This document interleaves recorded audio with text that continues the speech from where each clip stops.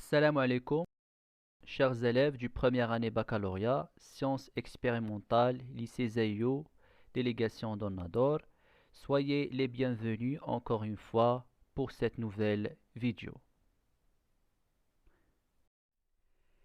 Et on continue avec la première activité et cette fois-ci avec le deuxième élément concernant les propriétés des pigments chlorophylliens.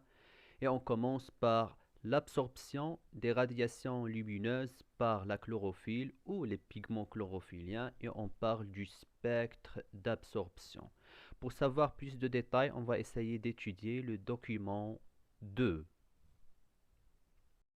On prend le document 2 intitulé Les radiations lumineuses absorbées par la chlorophylle. الإشعاعات الضوئية الممتصة من طرف اليخطور. Pour mettre en évidence les propriétés lumineuses de la chlorophylle brute, on compare le spectre d'absorption de la chlorophylle brute avec le spectre de la lumière blanche. إذن من أجل الكشف عن الخاصيات الضوئية لليخطور الخام، أي علاقة اليخطور الخام بالإضاءة الطبيعية ألا وهي ضوء الشمس، نقارن بين طيف امتصاص اليخطور الخام للإضاءة الطبيعية مع طيف الضوء الأبيض. Donc, pour comparer le spectre d'absorption de la chlorophylle brute avec le spectre de la lumière blanche, il fallait savoir de quoi est composé le spectre de la lumière blanche et comment on obtient le spectre de la lumière blanche. C'est ce qu'on va voir après. Alors certes, en sciences physiques, vous l'avez vu, que la lumière blanche est un faisceau d'ondes électromagnétiques ou de rayonnement électromagnétique موجات كهرومغناطيسية أو إشعاعات كهرومغناطيسية qui diffèrent par leur longueur d'onde, lambda, mesurée en nanomètres, sachant que un nanomètre est égal à 10 à la puissance moins 6 mm.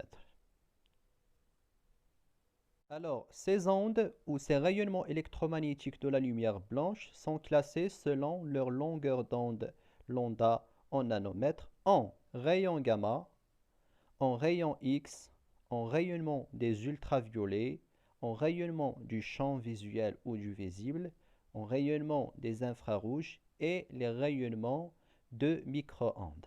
Alors, tous ces rayonnements-là sont invisibles à l'œil nu, sauf les rayonnements du champ visuel ayant une longueur d'onde entre 400 et 700 nanomètres et sont composés de rayonnements violets, bleus, verts, jaunes, orange et rouge. Tous ces rayonnements-là constituent ce qu'on appelle le spectre de la lumière blanche. طيف الضوء الأبيض. Alors comment on obtient un spectre de la lumière blanche? C'est très simple. En envoyant un rayon de la lumière blanche sur la surface d'un prisme, il se décompose donnant un spectre visuel ensemble d'ondes lumineuses visibles par l'œil humain nommé le spectre de la lumière blanche. إذا باش نحصلوا على طيف الضوء الأبيض يكفي فقط أن نسلط إشعاعا ضوئيا للضوء الأبيض مثل ضوء الشمس مثلا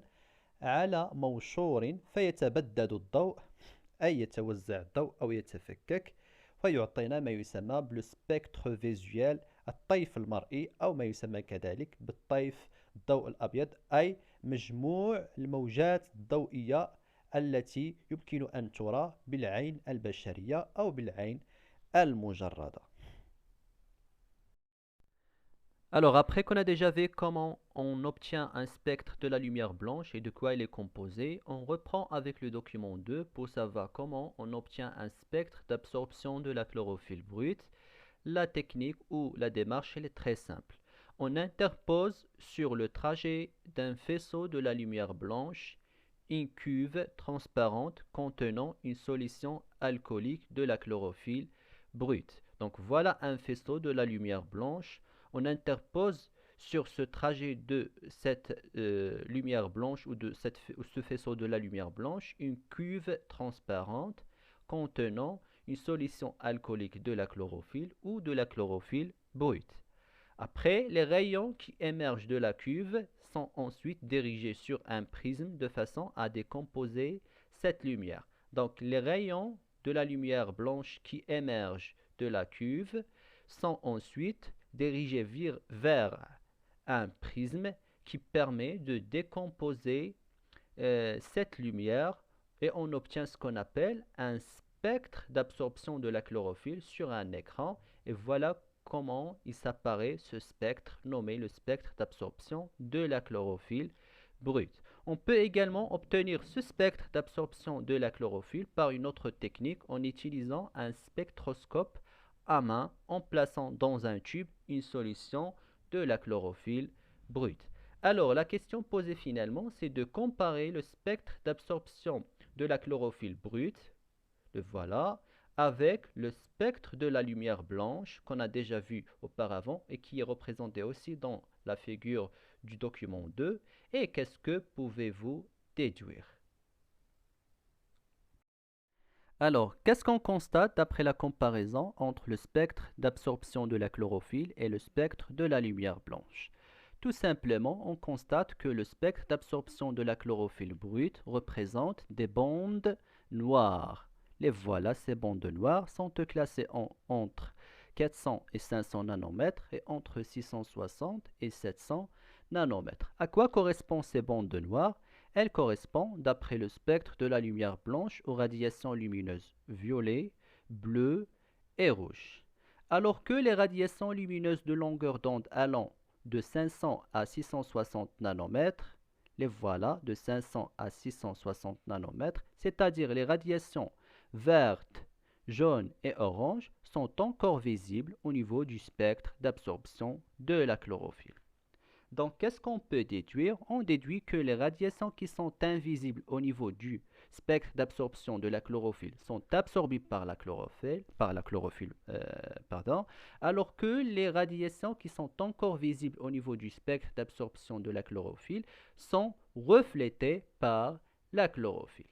Donc, on déduit que la chlorophylle brute absorbe les radiations lumineuses violet, bleu et rouge qui sont pas apparentes au niveau du spectre d'absorption de la chlorophylle et reflète les radiations orange, jaune et surtout verte, ce qui explique la coloration verte des végétaux. Et on parle bien évidemment de quoi? Du spectre d'absorption de la chlorophylle, طيف امتصاص اليخضر.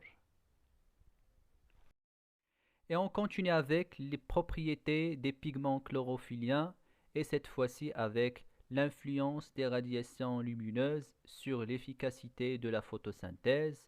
On parle du spectre d'action. Pour cela, on va étudier le document 3.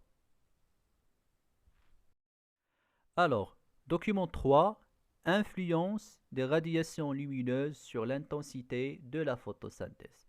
Donc, afin de montrer l'influence des différentes radiations lumineuses absorbées, bien sûr, par la chlorophylle, sur l'intensité de la photosynthèse ou l'efficacité de la photosynthèse pour un végétal ou pour une espèce végétale, on propose les données suivantes.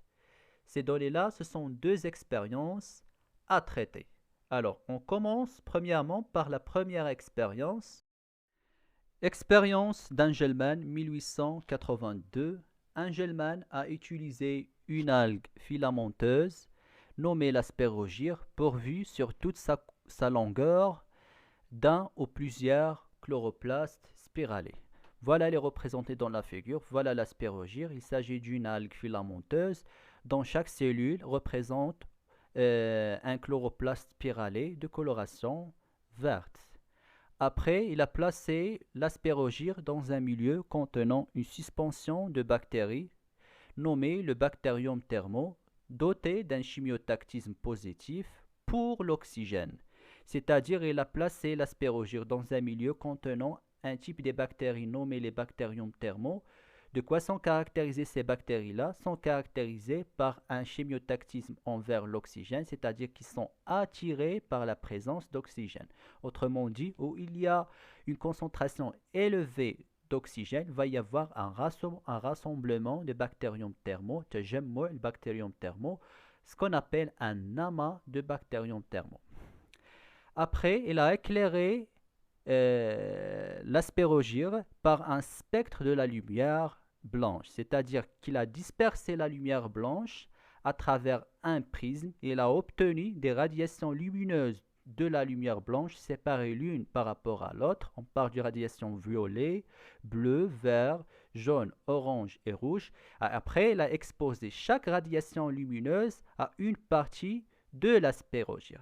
C'est-à-dire, par exemple, cette partie-là, elle était exposée à la radiation lumineuse violet, celle-là, elle était exposée à la radiation bleue, l'autre à la radiation verte, et ainsi de suite. Après, la figure ci-contre présente la répartition des bactéries après quelques minutes. Donc, que déduisez-vous de l'analyse de ces résultats? Donc, ce qui est demandé, de faire une petite analyse concernant le résultat de cette expérience d'Engelmann et de sortir par les déductions convenables. On commence par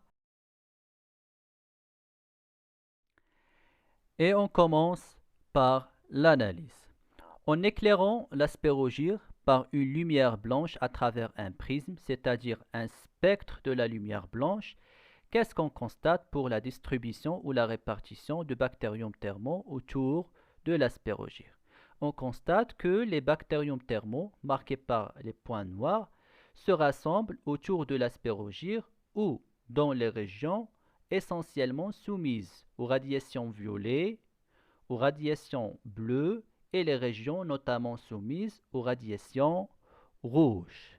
Donc, qu'est-ce qu'on peut déduire à partir de ces observations? Donc, on déduit que ces parties-là où il y a un rassemblement intense de bactérium thermo, il y a eu une production intense d'oxygène par l'aspergir. Et quel est le phénomène qui permet à une espèce végétale de produire l'oxygène? C'est le phénomène de la photosynthèse.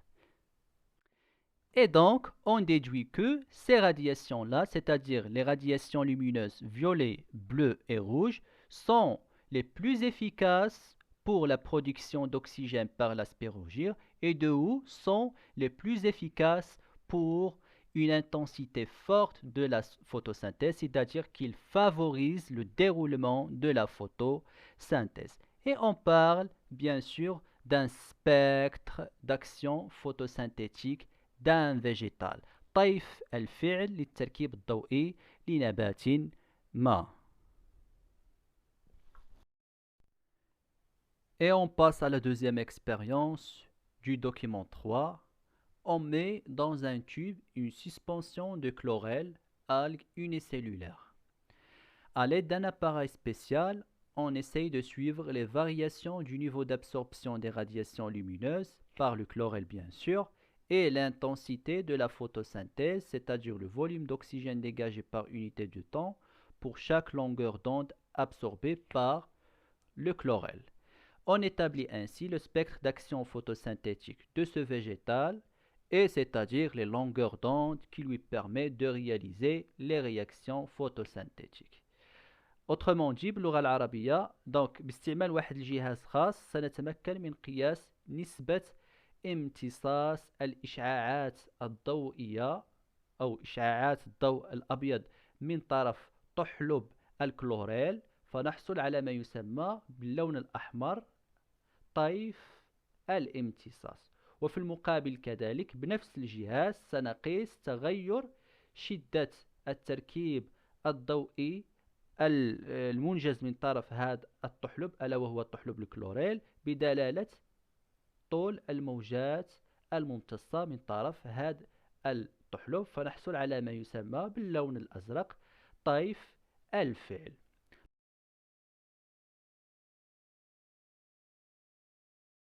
Et la question posée finalement, c'est de comparer le spectre d'action photosynthétique du chlorelle au spectre d'absorption de la chlorophylle. Que suggère cette comparaison? Donc à partir de la représentation graphique représentée dans la figure du document 2, on constate que le spectre d'action photosynthétique du chlorelle se superpose, يتطابق, au spectre d'absorption de la chlorophylle du chloral. Ok? Donc, qu'est-ce qu'on peut déduire ou qu'est-ce que signifie ça? Ça signifie que les radiations lumineuses les plus absorbées par la chlorophylle du chlorel, ce sont les plus efficaces pour la photosynthèse exercée par ce végétal-là. Donc, نستنتج أنه الإشعاعات الضوئية الأكثر امتصاصا من طرف اليخطور هي نفسها الأكثر فعالية في عملية التركيب الضوئي بالنسبة لنبات معين. فلهذا نلاحظ تطابق في طيف الامتصاص مع طيف الفعل. Et on passe maintenant au dernier élément de la première activité concernant la structure cellulaire renfermant la chlorophylle. Et pour cela, on va essayer d'étudier le document 4. Document 4, l'emplacement de la chlorophylle dans la cellule végétale. Ce document représente 4 figures. La figure 1, c'est une observation au microscope optique d'une cellule de la feuille d'élodée. L'élodée, c'est une plante aquatique. Cette cellule représente des organites arrondis de pigmentation verte nommés les chloroplastes. chloroplastes en arabe هما البلاستيدات الخضراء وهي عضيات خلوية يعني توجد داخل الخلية النباتية. La figure 2, c'est une photographie au microscope électronique d'un chloroplaste vu le soir. On y voit au niveau de cette observation microscopique beaucoup d'amidon sous forme de grains d'amidon. Donc, على مستوى هذه الملاحظة المجهرية للبلاستيدة الخضراء الملاحظة في المساء كنلاحظوا العديد من جزيئات النشا أو جزيئات كبيرة من النشا. La figure 3, elle représente un schéma d'interprétation de la structure du chloroplaste. La figure 4, elle représente un schéma d'interprétation de l'ultrastructure des thylakoïdes. On va voir où se situent les thylakoïdes au niveau du chloroplaste. Question 1, annotez la figure 3, celle-là, et schématisons les différentes structures du chloroplaste, bien sûr, qui représentent un schéma d'interprétation des structures du chloroplaste. Et question 2, en se basant sur les données de ce document, il y a les 4 figures, décrire la structure et l'ultrastructure du chloroplaste. On commence par la première question et on va essayer de donner la légende des éléments représentés au niveau de la figure 3.